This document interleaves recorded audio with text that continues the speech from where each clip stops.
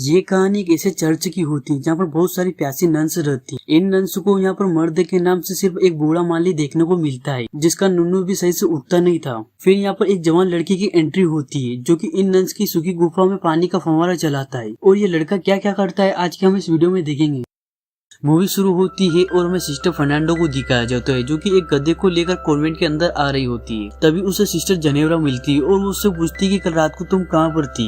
इस पर फर्नांडा उसे बताती है कि मैं इस गधे को पकड़ने के लिए इसके पीछे गई थी। जेनेवरा कहती है कि हर रोज ये गधा भाग कैसे जाता है जबकि मैंने कल रात को सारे गेट चेक किए थे। तभी चर्च का माली यहाँ से गुजर रहा होता है। वो इन दोनों सिस्टर को देखकर गुड मॉर्निंग बोलता है। ये सुनकर वो दोनों सिस्टर भड़क जाती है और उसे भला बुरा कहने लगती है। माली तुरंत ही वहाँ से चला जाता है। अब यहाँ पर दोबारा की प्रे होती है जिसमें सिस्टर मारिया जो कि इस चर्च की मदर सुपीरियर होती है और फादर टॉमस और मदर मारिया ये दोनों चर्च की देखरेख करते हैं। अगले सीन में हमें सिस्टर एलेक्जेंड्रा दिखाई देती है जो कि अपने बिस्तर पर चुपचाप बैठी होती है और वो कुछ सोच रही होती है। दरअसल वो इस चर्च की जिंदगी से परेशान हो चुकी थी और उसे बाहर जाकर किसी के साथ टपाटप करना चाहती थी। अगले दिन एलेक्जेंड्रा के पिताजी उसे मिलने के लिए आते हैं और वो उससे कहते हैं कि उसके लिए कोई भी लड़का नहीं मिल रहा है। जो भी मिल रहा है वो बहुत ही दहेज मांग रहा है। ये सुनकर एलेक्जेंड्रा उनसे कहती है कि आप चर्च का डोनेशन कम देकर मेरे दहेज के पैसे जोड़ सकते हो। ऐसा करने से आपके पास पैसे पूरे हो जाएंगे। उसके पिताजी इसके लिए साफ मना कर देते क्योंकि ये उनकी इज्जत का सवाल था।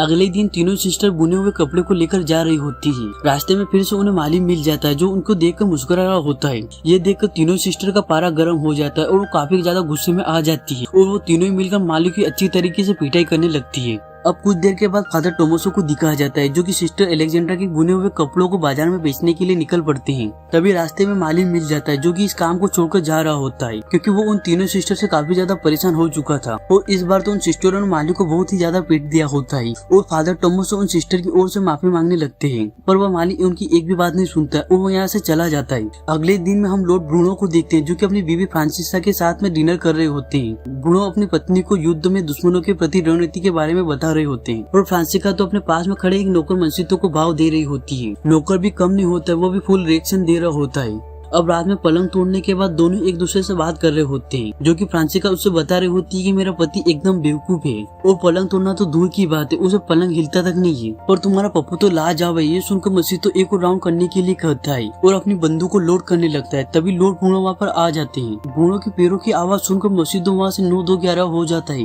जिससे ब्रूनो को उसका चेहरा तो नहीं दिखाई देता है पर उसकी सैनिक वाली ड्रेस वाली पहचान लेता है। वो ब्रूनो भी इसके पीछे सीधा सैनिकों के रूम में चला जाता है जहाँ पर मसीतो भी सोने का नाटक कर रहा होता है। ब्रूनो बहुत ही चालाक था, वो सभी की दिल की धड़कनें चेक करने लगता है। अब मसीदों की बारी आती है और वो पकड़ा जाता है क्योंकि वो अभी अभी दौड़कर आया था। अब अंधेरा होने के कारण उसकी शक्ल नहीं देख पाता है तो ब्रूनो उसके आगे के बाल काट कर ले जाता है ताकि सुबह उसे पहचान सके।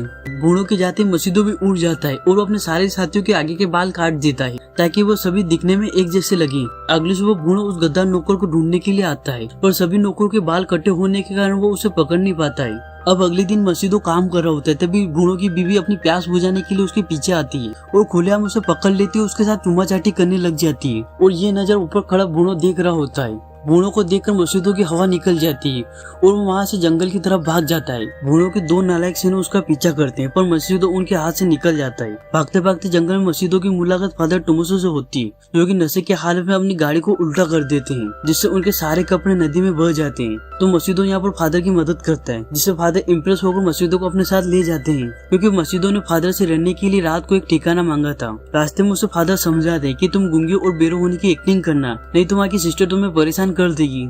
अगली सुबह दोनों चर्च में पहुंच जाते। यहाँ पर फादर मसीतो की मुलाकात सिस्टर मारिया से करवाता है और सिस्टर मारिया को बताता है कि इसे मदद की बहुत ही सख्त जरूरत थी और हमारे पास माली भी नहीं है, इसने मेरी जंगल में बहुत ही मदद की थी। ये सुनकर सिस्टर मारिया उसे माली की नौकरी देती। अब अगली सुबह मसीतो अपने माली के काम को करने लगता है और उसको अजनबी समझकर उस पर हथियार तान देती है और उसे अपने बारे में बताने के लिए कहती है। यह देखकर मसीतो डर जाता है और वो गूंगे बरो होने के कारण कुछ बोल नहीं पाता है। तभी वहाँ पर सिस्टर मारिया आ जाती है और वो फर्नांडा को समझाती है कि ये नया माली है। उसी रात फर्नांडा की एक दोस्त मानिता उसे मिलने के लिए आती है और उससे शराब के साथ एलेक्जेंड्रा के रूम में ले जाती है और यहाँ पर तीनों ही मिलकर शराब पीने लगते हैं। कुछ देर के बाद सिस्टर जेनेवरा भी उन्हें ज्वाइन करती है और चारों ही मिलकर खूब शराब पीते हैं। अब आपस में ये अडल्ट बातें करने लगती है। यहाँ पर मानिता उन्हें बताती है कि मर्द के साथ टपाटप करने में बहुत ही मजा आता है और मानिता उन्हें मर्द के साथ मिलने वाले चरम सुख के बारे में डिटेल में बताने लगती है मान्यता की मोटिवेशन स्पीच सुनकर ये तीनों लड़कियां कुछ कर गुजर जाने की चाह जाग जाती है। सिस्टर जेनेरा और फर्नांडा तो कुछ ज्यादा ही मोटिवेट हो जाती है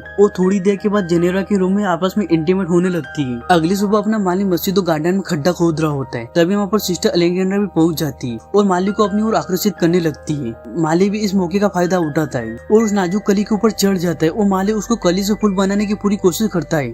तभी चर्च की घंटी बज जाती है और सिस्टर अलेक्जेंड्रा को वहाँ से जाना पड़ता है। अगली साइड जेनेरा और फर्नांडा कपड़े धो रही होती, तभी सिस्टर अलेक्जेंड्रा वहाँ पर पहुंच जाती है। ये देखकर फर्नांडा उससे पूछती कि तुम्हारे कपड़े कैसे खराब हो गए।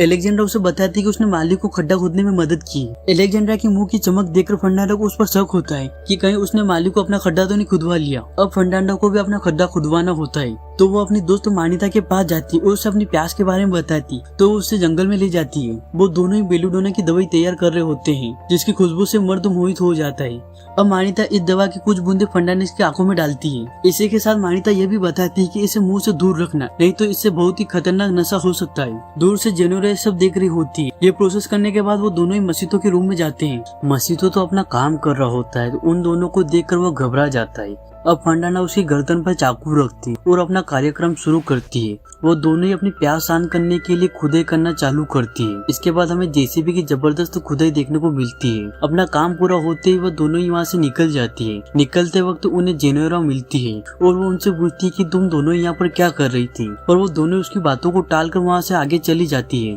फर्नांडा के इस बर्ताव से जेनेरा बहुत ही हैरान होती है। अगली सुबह एक बिशप चर्च की जांच करने और उसका हिसाब किताब देखने के लिए वहाँ पर आते हैं। यह बिशप पद में सिस्टर मारिया और फादर टोमोसो से ऊपर होते हैं। वह दोनों उनका स्वागत करने के लिए गेट पर आते हैं।